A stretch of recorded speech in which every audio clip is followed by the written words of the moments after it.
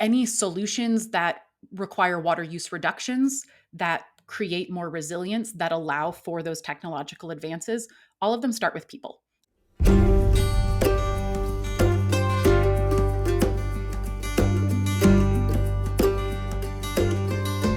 Hi there, and welcome to the On Land podcast.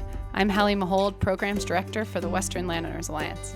On today's episode, I was joined by Dr. Carolyn Nash for a wide-ranging conversation about Western water. Carolyn is a professional hydrologist and geomorphologist with experience in rangeland conservation and stream restoration. She brought a ton of knowledge about the science and regulatory systems relevant to watershed-scale conservation efforts to our conversation. Carolyn got her PhD at Oregon State University and has done fieldwork throughout the American West.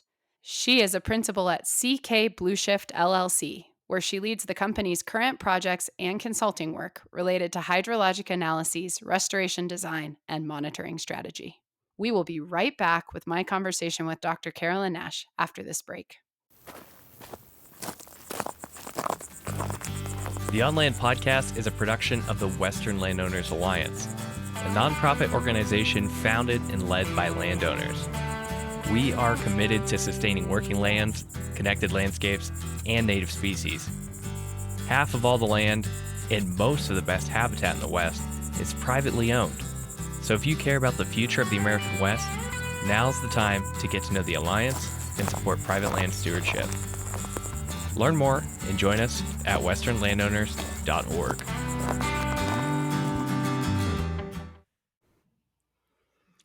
Hi, Carolyn. Welcome to the show today. Your background is impressive and clearly connected to water as a PhD hydrologist. But what is CK Blueshift? Why should landowners know about what you all do? Thank you so much for having me today. In short, CK Blueshift is a consulting group working to develop and implement innovative solutions to water, ecosystem, and climate risk throughout the West. We operate as a joint enterprise with our parent company, a law firm, Culp & Kelly. And together we offer a sort of unique integration of water law and policy alongside management and technical expertise. We work with everyone from individual landowners looking to develop, find funding for resilience-oriented restoration and management plans, to federal and state agencies who are trying to interpret policies in light of some of the changing landscape of how we think about these problems.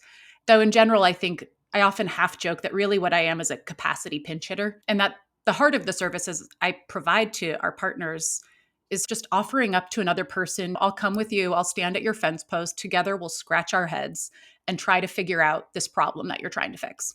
Great, thanks. That's really helpful. So the drought in the West and the Western water crisis, we want to talk to you about that today. It's ongoing, though 2023 looks like it will be wetter, at least heading into the growing season, maybe too wet in some places. For instance, the LA aqueduct was undermined by flooding on March 10th this year. Some scientists are talking about this as the new abnormal. What are your thoughts on that? What's so wild to me, and I'm based in Idaho, and when I looked at the NRCS SNOTEL map today, right, it says we're at 123 for the Boise Basin. And it's wild because I look outside and I see so much snow for this time of year. It feels just unprecedented. And it's really just a smidge over median. And that's always a really helpful grounding for years when it feels like, wow, this is so much that, oh no, actually, this is on average from the period of record that we have about middling. It's one of the reasons that when I go to new sites, when I'm trying to get better situated in a new landscape, I really love talking with the folks who've lived there for generations. I had one operator who was telling me, and I remember this so much better than I would data otherwise, saying, in 1956, I remember riding my sled off the barn roof because there was so much snow.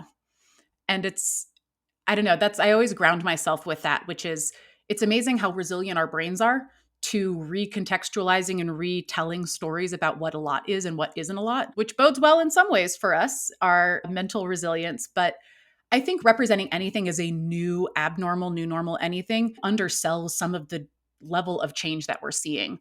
It's not like we're stabilizing to some new and different level, right? But the rates of changes, the types of changes, the directions, they're becoming increasingly unpredictable, as we know. And the types of feedback loops that they're spurring are really different than we're used to. Things like you have drought for 10 years and then you get so much rain like we're seeing right now, or snowpack as it were. And we're triggering all sorts of mudslides and earth movement at rates and magnitudes and in locations where there just was never enough disturbance and never enough change to really spur that before. As a geomorphologist, I think a lot about that because, of course, changing the amount and type and timing and location of where sediment is moving is so critical to how our rivers work, how our diversions work, how our pipes and canals and ditches work. These are seemingly small things or seemingly niche things that can just massively transform our landscape beyond the ways that we often think about climate and water risk. But one of the quotes I think of the most, though, is Charlie Luce, who's a hydrologist with the Rocky Mountain Research Center, actually here in Boise. He once said that this changing climate, this changing set of patterns is just destroying so much of our institutional knowledge. And that's one of the greatest risks. And so I think resilience comes into this sort of decision making with massive amounts of uncertainty of how do we proceed? How do we test things out and try things out and make smart guesses with incomplete, imperfect, and oftentimes zero information?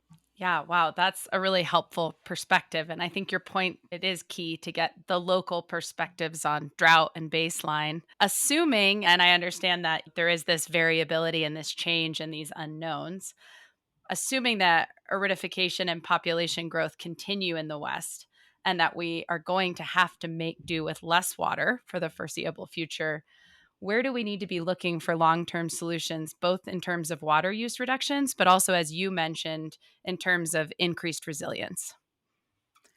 Yeah, this is the $4 billion question. I often think of there's a great book called The Wizard and the Prophet written by Charles Mann, and it's a really nice reorganization of the sort of traditional narrative of the environmental movement in the US through the 20th century. And it categorizes folks, as the title suggests, into wizards who believe in the power of technology to allow us as humans to adapt, come up with new solutions, to make increases in efficiency, as well as then the prophets who really believe in the necessity of living within very specific means to prevent catastrophic collapse. And the whole concept is pitted against this one very charismatic, nihilistic microbial biologist who says the destiny of any organism is to go extinct. So that we're trying to fight against it in any way is comical. But ultimately, isn't the most human thing that we could be doing is fighting against what feels inevitable. And so I open with that because I think it's so easy to think in binaries there of either we come up with more efficient solutions and therefore we can continue to grow, we can continue to change at paces facilitated by that technology is the answer. Just as easy it is to say we just need to use less, we just need to reduce use. And I think it's the both and. One of my colleagues, Margot Malloy, who's here in the Boise office, is an organizational management expert, and she works on facilitation a lot and often talks about the power of the both and. And I really do think that's where, when we're thinking about how we make do with changing water availabilities in the foreseeable future, we're going to need to be rethinking some of what we take for granted in terms of the technology we use to distribute water. And there's already such great examples of those changes going on around the West right now. You see folks over in Hermiston, Oregon, who are bringing to bear some of the most unbelievable technological changes in irrigation efficiency and application. And that's really exciting to see. That's a spot of great hope. Similarly, folks who are doing really thoughtful and really forward-looking conservation work of saying, hey, you know what, let's actually put some easements in. There is a group over in East Idaho working on some really neat scientifically driven easement purchases that are saying, we're not saying let's take the whole landscape out of production, but let's think about where the wildlife that we're trying to protect are fawning, where they're needing really specific resources, and let's be strategic. We don't need to shut down everything if we pick some of the right places. All of this is couched in vast amounts of uncertainty, which is just the theme of water in the West, which is, I think, any solutions that require water use reductions, that create more resilience, that allow for those technological advances, all of them start with people. All of them start with communities and with groups of people who trust each other, and even if their values aren't always necessarily aligned, have frameworks to come together, to talk to each other honestly, and to experiment freely. And I feel like if that's the one takeaway from today, it's the goal of treating land management as community supported experimentation, where we all collectively work to try to see if something will happen, but nobody is chastised or punished if it doesn't go the way we think it will, because when does it ever? Yeah, and I think this is a good lead in to move a little bit, some of the problems that you're looking to address or could be addressed. And I'd love if you could tell us a little bit more about the Blue Bank, the Blue Commons Fund, what gaps in project finance CK Blueshift is working to fill. What's the problem? What are the solutions? Yeah. It's funny because when the changes brought forward by the bipartisan infrastructure law and the Inflation Reduction Act, it almost feels like we're Scrooge McDuck swimming through pools of federal funding. But in some ways, that increase in available federal funding has also made clear some of the persistent capacity gaps and some of the persistent structural issues in how funding gets translated from these large initiatives to the actual partners doing the work. So, Blue Commons is a startup that was developed by Blueshift. It's a first of its kind blue bank, which is modeled off of the green banks that are commonly used to fund renewable energy on the East Coast. And to vastly oversimplify it, it's solving for some of the major credit gap issues in conservation and restoration spaces, and better aligning the risk tolerance of funding and financing sources with the types of projects they're matching to. So, as an example of the first, I'm sure you and your listeners and anyone who works on land in the West is familiar with the issues of needing timely cash match to get federal grants and maybe having to pay people salaries while you're waiting for those grant contracts to finalize, but not having a source of credit to be able to put that forward. So the difference is that with Blue Commons funding, we can provide some of that upfront cash match where it's applied to the project upon notice of award and immediately available as credit for the project applicant. And so in this example, let's say I apply for a federal grant. I ask for $2 million and they need 25% cash match. Blue Commons puts forward the 500,000, and when you get notice of award, suddenly in your bank you have a shiny credit card from mom and dad with a limit of up to $500,000. You can use it to pay for things that the federal grant will eventually reimburse, but that the funds aren't in the bank yet to do. So things like salaries, things like getting moving on project permits. The second piece that makes Blue Commons and its fund development really interesting is this idea of making them revolving funds, not just one-time payments. So in the example I just shared, you get your grant, you have $2 million together between the federal money and your non-federal cash match.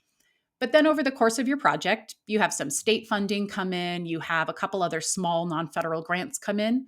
That money can slide in and replace some of that initial Blue Commons money that then goes back into the fund and can support other projects in the same way. And by doing that, that fund recycling in a way allows things like philanthropic dollars to go a lot further for a particular region, for certain project types, while also helping on the ground partners deal with the credit limitations that conservation organizations typically face. The latter topic around better aligning risk tolerance, this was a concept that Blueshift's managing director and our finance specialist, Anna Alaya, introduced me to. And I won't do as good a job as she probably would explaining it, but effectively it's that things like federal funds and philanthropic grants, they're typically fairly risk tolerant, all told. Since many of them don't expect explicit financial returns, they might require outcomes reporting, of course, but we're not looking for a 10% return on initial investment. And as such, they can support the types of projects that are really cutting edge, innovative, where we have a lot of uncertainty around what's going to happen. Things like private investment and private financing. And again, another thing she taught me, the difference of funding, which is money given to you, and financing, which is money loaned to you. And private investment are typically less risk tolerant. These financing models do expect that return, and as such are often best deployed to projects where there is a really reliable outcome that you can literally take to the bank and then take back to your investors. And one of the issues we see in the conservation space both is an underutilization of private investment and corporate dollars, and a misapplication of the different types of funds and the risks they're best aligned with the sorts of projects we're doing. Things like putting philanthropic and federal dollars towards really bread and butter, established, recommended project outcomes when we should be turning that into something private finance can cover and pay for. An example of this is the Cooling Water Conservation Fund that Blue Commons is doing in the Phoenix metro area. And this is where using really well established, well documented, and piloted technology to increase the efficiency of cooling infrastructure for large industrial, in this case, hospital facilities. Private investors can come forward, put down the money. That money is recycled through a number of projects to be able to reduce the water use for all of these clients of a water utility. And the cost savings from water reductions pay back that initial loan. So that's one of those places where private finance can really be brought to bear. And things like philanthropic grants, federal funding, we should be making better use of those to test the sorts of exciting and innovative ideas that folks are coming up with for their particular regions. Yeah, thanks. And I can say, I mean, that in my nonprofit experience, without a doubt, that kind of financing for immediate capacity is so critical in this space. And I appreciate that you touched on kind of this increase in federal funding and how we keep hearing about more and more money coming in at that level. But what does that really mean on the ground and how can groups access it? And it seems like in this case, you really are solving for that credit gap issue. And I think one of the things that I've heard a lot of folks talk about and we're thinking a lot about, which is this is a massive, unprecedented one-time investment in a lot of really great programs. But as folks who work on the ground know, shovel-ready projects don't birth from the ground shovel-ready. They're there because people spend a lot of time developing them, people who know the ground, who live there.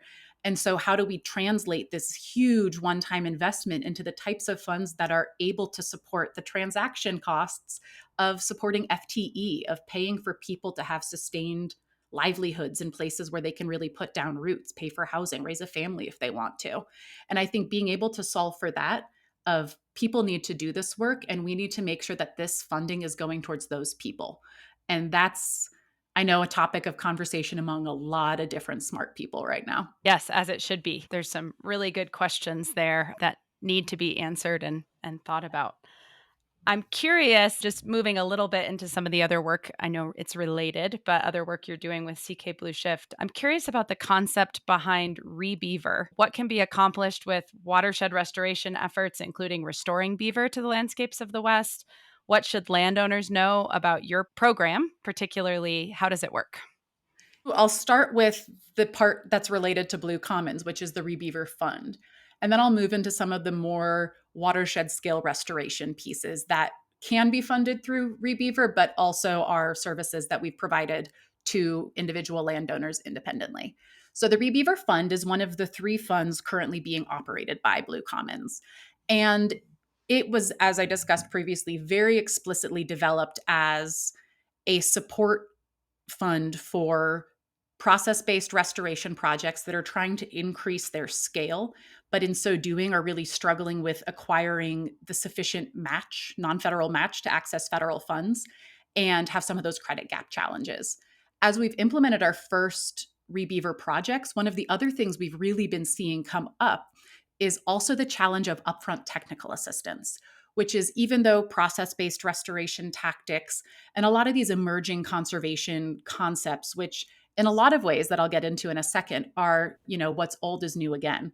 Scaling up, it's not so much the technical difficulty of installing the things themselves, but how do you do this across 10 miles of stream? How do you get the permits for that? How do you write a grant application that addresses all of the questions being asked of you? How do you integrate it with grazing management and your water management? And do you have to change where you put your mineral out? And so helping to develop that upfront technical assistance where we help identify project locations where this could be viable. We work with partners to develop the stakeholder maps and collaboratives necessary to bring folks to the table and talk about what do we want to see.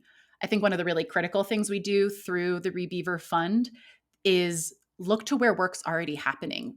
A specter that looms large over a lot of conservation work in the West is, has NEPA been done? Well, can we start to look at places that have already been analyzing for really expansive changes to the landscape in their NEPA and help the people who are doing the work already and say, hey, you analyzed for this. And even though it's not in your next 5-year plan, we've got funding that can support for this and we can bring project partners to bear. Would you be willing to let us move forward there? So that's the concept behind the ReBeaver Fund. One of the critical additional components to having that upfront cash match for the federal grants is also coming to that aligning risk piece of it, starting to think and work with some of our longstanding partners. How do we leverage private investment into some of these restoration spaces? How do we properly align what corporate funders, what private investors are looking to support and have the risk tolerance to support with the types of outcomes that we may or may not see on these projects? But I'll put a pin in the ReBeaver Fund conversation because I might have been using some phrases and terms that people are either very familiar with or have no idea what I'm talking about. And that's this concept of process-based restoration, watershed restoration, beaver-related restoration. And I'll have to really keep myself in check because this was the topic of my dissertation. In short, process-based restoration has emerged as a concept in the past 25 years that was really in response to what had previously been the paradigm that practitioners used for stream restoration. And that paradigm was very field of dreams. If we build it, things will come. If we make a river that is the right shape and that has certain hydraulic properties, ecosystem health will come. And I think it's easy to be like, that was bad and this is good. There's a time and a place for form-based engineered restoration. But the idea of process-based restoration emerged as, hey, are we trying to just create the form of what we think healthy rivers look like? Do we even know what a healthy river looks like? What is a healthy river? With this idea of what if we took barriers that we know are currently inhibiting some of the things that we think might make this river function, something like overbank flooding. If you've got a stream that's really cut down so that the water doesn't top over its bank pretty much ever, chances are it's not functioning the way that rivers that aren't that cut down are, which is they flood over bank, they distribute the flow of water, they deposit sediment, build up your floodplains, help irrigate those plants. And so process-based restoration says, let's focus more instead on the processes that we're trying to initiate. It's the field of dreams versus the by hook or by crook, which is do what you want, make it work. What I want to see are overbank floods every 2 to 5 years. That varies, obviously, based on the location that you're at, the stream system you're at. But that's sort of the motivating force behind process-based restoration. And it's become really synonymous with a subset of process-based restoration centered around beavers. And of course, because you have this very charismatic macrofauna, the classic environmental movement playbook, and this really compelling story around the history of beavers in the West. One of the hypotheses that drives a lot of this excitement and this concept is that through the 1820s, we had massive amounts of fur trade going on through the Western US. You have the Hudson Bay Company, you have Peter Skeen Ogden coming through, you have folks who are just decimating, in the very literal Roman sense of 1 in 10 left, beaver populations. And when you look at the work that beavers do as ecosystem engineers of damming rivers, of creating big ponds, of creating that overbank flowing, a lot of folks started thinking, shoot, are beavers and their dam building one of the processes that our management of rivers has eliminated that we maybe need to put back in place? And so this is where the concept of beaver-related restoration comes into play. At its purest, I guess you could call it, it is beaver translocation. And folks might be very familiar with the Idaho Fish and Game video from the 50s of them strapping beavers into boxes with parachutes and sending them into the Payette National Forest to try to reestablish them there. That is not how it's happening now. There is a lot more science going into translocation techniques, and when you move beavers from one location to another, what's the appropriate distance to take them? What kind of testing do you do for disease to make sure you're not transferring something into a new population? What is the right number of beavers to have in any given area, given the amount of food and resources available for them? So there's a lot of resources developing around that. But this is where what I was saying, what's old is new again, because beaver translocation, wildlife translocation is a bread and butter tool in wildlife management. We've been doing this for hundreds of years. And The difference with beaver-related restoration is the expectation that once we move the beavers, that they're also then going to do some dam building and stream fixing for us. And it turns out that expectation is not always something you want to take to the bank, because in a lot of studies of beaver translocation, people are always shocked to hear this because you see a beaver move and they don't seem like they would hold any land speed records. And they don't, but they are very persistent. And beavers will translocate themselves. You translocate a beaver to a new watershed, some of them will move 200 kilometers from where you put them, which is remarkable, but also goes to show if they don't want to be there, they won't. The other and slightly sadder number is, of course, you translocate beavers into a watershed, and a lot of predators are suddenly saying, thank you very much for these tasty treats. And this is in part because if you move beavers into a location where they don't have protection, if there aren't sufficient resources adjacent to their central place, their central point foragers, they can really be in harm's way and risk being predated on. Jimmy Taylor is a co-author of mine on one paper who's done a lot of work specifically on the wildlife management and translocation efforts of this. He's with the USDA APHIS in Fort Collins now. But that's one piece of it. The next one is probably the one most people think of, which is artificial structures. So this is where folks are using things that are called beaver dam analogs. Some folks are taking the more established large woody debris of sort of the Western Cascades streams and changing it to small woody debris. So creating roughness in channel, full channel spanning structures, partial channel spanning structures, again, by hook, by crook, trying to introduce things that will slow water down and send it up over its banks. And here, this is again, what's old is new again.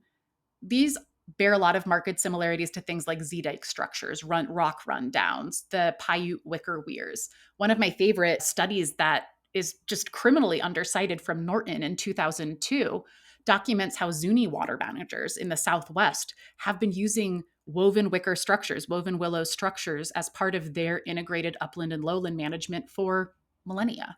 And interestingly, the way that it was described that Zuni managers were using these technologies was not just putting structures in the stream itself, but also thinning the uplands of junipers and of other conifers that might be encroaching to the lowlands and using those materials to build the structures. And that's a piece that's often missing from our current conversations, which is it's an upland and lowland. And you would expect that stream managers and watershed managers who've lived in a place as long as the Zuni have would probably know what they're talking about. And this is where we come back to this initial concept of, are we restoring beavers to the landscape? Or is it that we want to restore beavers to the landscape explicitly? Is it that we want to create conditions that allow for beavers to continue to exist as a sort of positive canary in the coal mine, which is if beavers are here and building dams, that's probably a good sign that we're generating healthy watersheds and have processes in place that do support that. But then the other question that I think we need to be really honest with ourselves about, which is when we removed beavers in the 1820s, that also coincided with the removal of a ton of institutional knowledge and traditional knowledge from the landscape at the same time. And so how much of this was the beaver themselves being removed? How much of it was also removing a lot of really informed managers of streams and watersheds from the landscape, akin to the very storied tale of Yellowstone? Not the new NBC show, but the creation of the national park in its first instance. And so all of this that I could talk for genuinely hours about is to say there are a lot of different ways to manage a landscape. And what all of this has taught me is that we derive inspiration from beavers, which is beavers are not the best engineers, but boy, are they persistent. And the only folks I see out on a stream as much as beavers are the people who live there. And so having restoration projects that are designed and integrated into landowners' lives and into their processes and operations is essential. The beavers do not drive long-haul trucks pulling gravel in from watersheds away. They use local materials. You will see beavers build with juniper. You will see them build, in one instance in South Dakota, with corn stalks. Beavers build with mud. They build with what's there. And I think that's another really great principle derived from beaver inspiration, which is use what you have. And that goes to the materials that you're using to do your restoration, as well as things like equipment. If you don't own an excavator, let's design a project that doesn't require an excavator. If you have those 3 attachments for your skid steer, let's figure out how to use them to do what we're trying to do. And if it doesn't work, we'll come up with a plan to address it. And so, all of which is to say, the restoration programs that we support and that I help landowners with are really as much about rigorous, I guess. That feels very aggressive.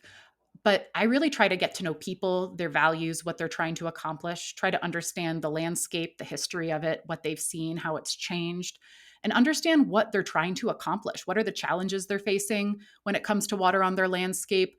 What have they tried that's worked? What have they tried that absolutely didn't work? And how do we design something that can allow us to both try to make things better and learn along the process? Yeah, you just made a lot of great points. Could be a lot to respond to. One kind of recurring theme that came across to me was really, again, coming back to that concept of resilience, right? Resilience by having people be part of this process that are out on the land, part of that decision making, moving away from the one size fits all and thinking about what is needed in that landscape. What are you really trying to accomplish? But then also, as you were describing, process based restoration, which I appreciate you defining. It's really become a buzzword, but it's key that we understand what it means and what it encompasses, but also, even just the cost and materials and the incorporation into that and how different that is than maybe some of the river restoration work that was $1 million a mile in some areas not too many years ago. And then I will just say, I find it really refreshing that this concept, especially the way that you're talking about it, and in this ReBeaver program, really moving away from so much of water management, and the focus on water right now is really that bank to bank management, but thinking about upland management and lowland management and the holistic system, not only of the landscape, but against the people in that landscape and that connection to the whole system.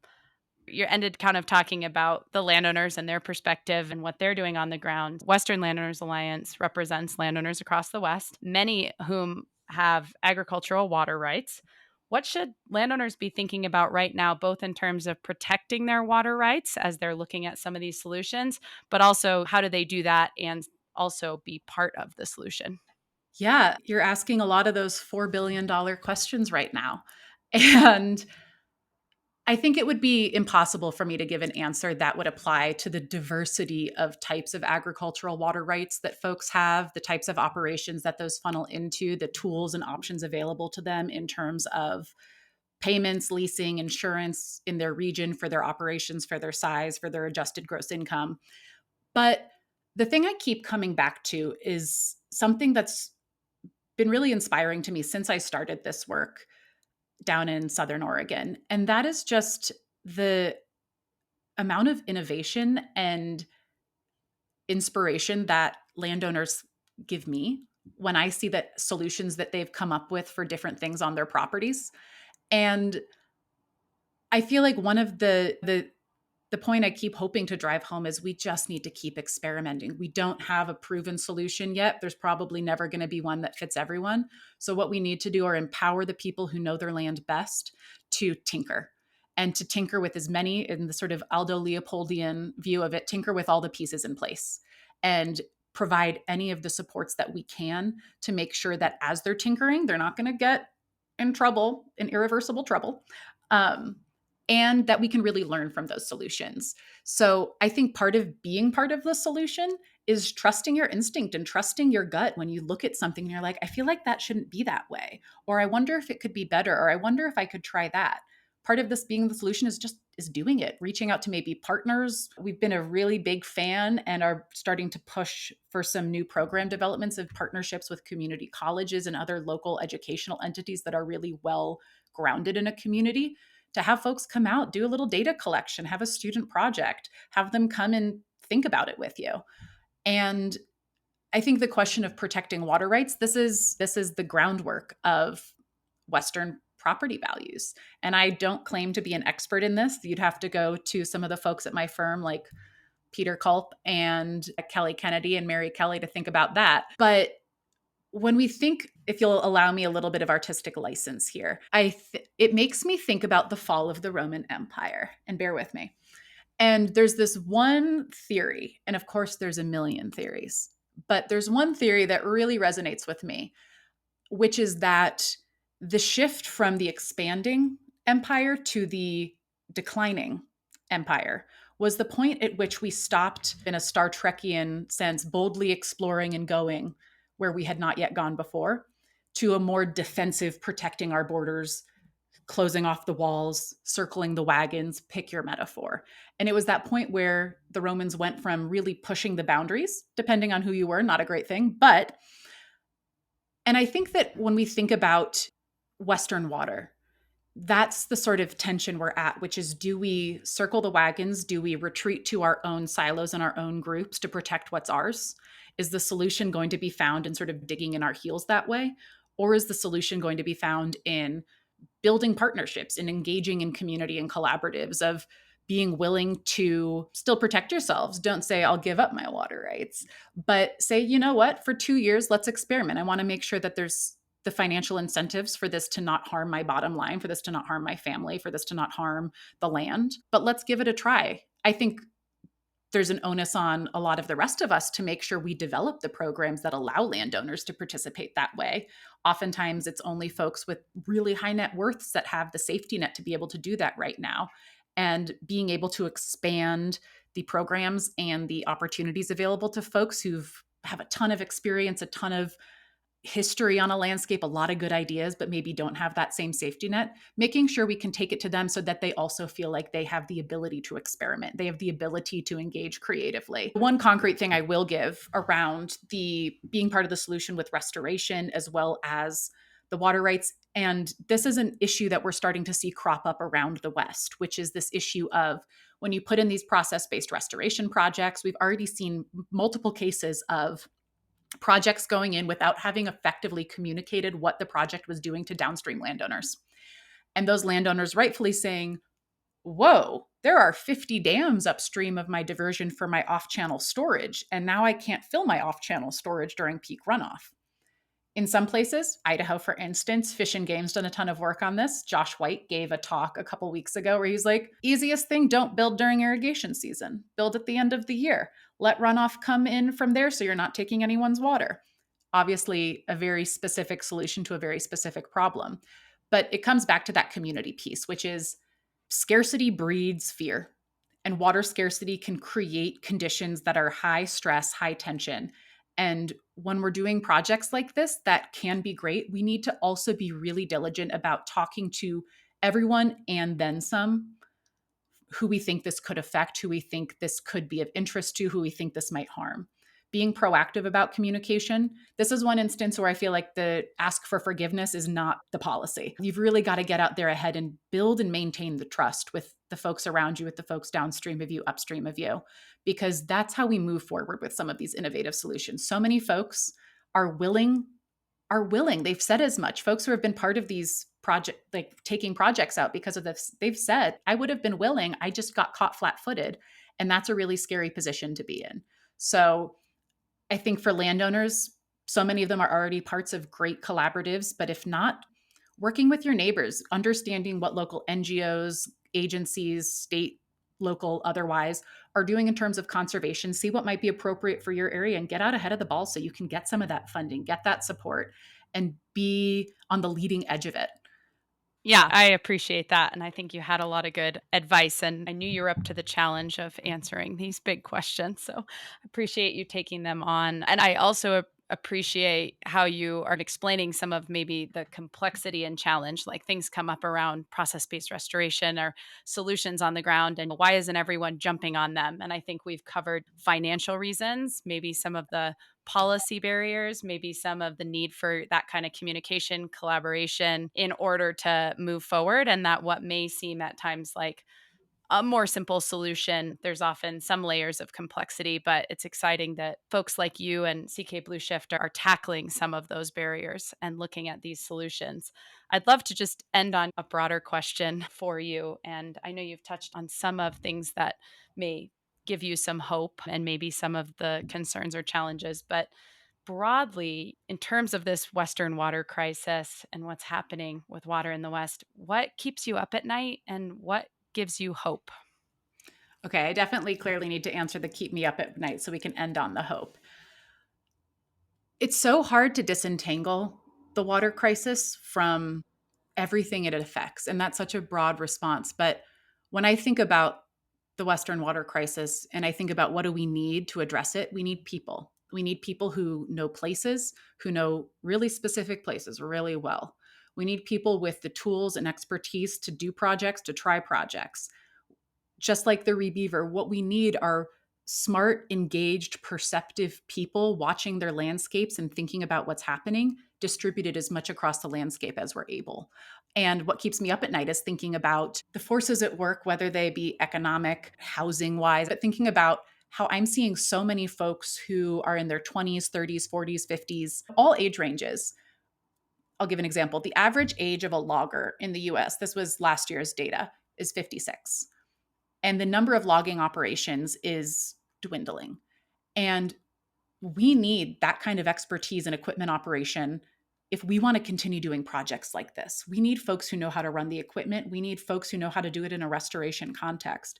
We need folks who are able to live in the place where they live, own a house maybe, crazy, so that they can continue doing the work of project development, of collaborative support. And it worries me so much to see some of the stagnating wages for folks at state agencies, for folks in positions that do a lot of this work of project development, stakeholder support, landowner support. It also worries me seeing the diminishing rural economies. And you're getting me into my theory of everything, where I'm like, what we need are vibrant rural economies that folks are excited to stay and raise families in, so that they can build their businesses there and have steady lines of work to support those businesses, so that they can spend their free time hunting and fishing and horseback riding and riding bikes and appreciating the landscape, so they care enough to want to protect it and know how and have the skills and tools. And I get really worried when sorry, I get really worried when I see such exoduses happening from rural places, from agencies, people who care so much and are burning out and can't afford to live and do that work anymore. So that keeps me up at night. And it's the same thing that gives me hope, which is people who are willing to experiment, are willing to try, are excitedly testing and being wrong and trying again and being right, or maybe being wrong 5 times and then being right. I'm so inspired by the level of care and thoughtfulness and innovation I see from folks. I think one of the things that gets me most excited is when I'm out on some of these properties, when I'm out on the ranches, and there's I'm thinking of one 10-year-old in particular who is just a fantastic horseback rider, self-affirmed, described cowgirl. It's all she wants to do. And seeing her come out and make observations about the streams with her dad and say, hey, why is it doing this? Hey, what's going on here? And realizing that level of engagement, she sees it. She gets it. It's not a matter of, you don't need a PhD in hydrology for this. In some ways, that PhD in hydrology might prohibit you from seeing some of these things. But when you see kids who can go out on the landscape and they see where the water's moving, they see where the animals are going, they understand the year in, year out dynamics, those are the people who are going to be making conservation decisions for us. And they're going to be hopefully the ones raising the next generation and next and next. I always think about tribal partners who laugh at this goal setting. They're like, 7 years. We're thinking 7 to 10 generations down the line. And again, coming back to what's old is new, what's been true continues to be true, which is there's so much hope in seeing the excitement from kids when they do get out and start to really see how everything fits together in these landscapes, and who want to stay out there and keep being part of it. That's beautiful. Carolyn, thanks. Thanks for sharing your knowledge, your work, your perspective, and especially your hope with us today. Really appreciate you joining us for today's show and your willingness to share with us. Thank you so much. I have to say, I feel like we need to train ChatGPT, whatever the next iteration we get, on your ability to synthesize, simplify, and elegantly re-project, because that was very impressive in real time. Thank you. Thank you again to Dr. Carolyn Nash for joining us today. Thanks to Lewis Wirtz for editing this episode. Stay tuned to the On Land podcast for more conversations with water experts, innovators, and enthusiasts across the West. If you like the show, give us a rating wherever you listen.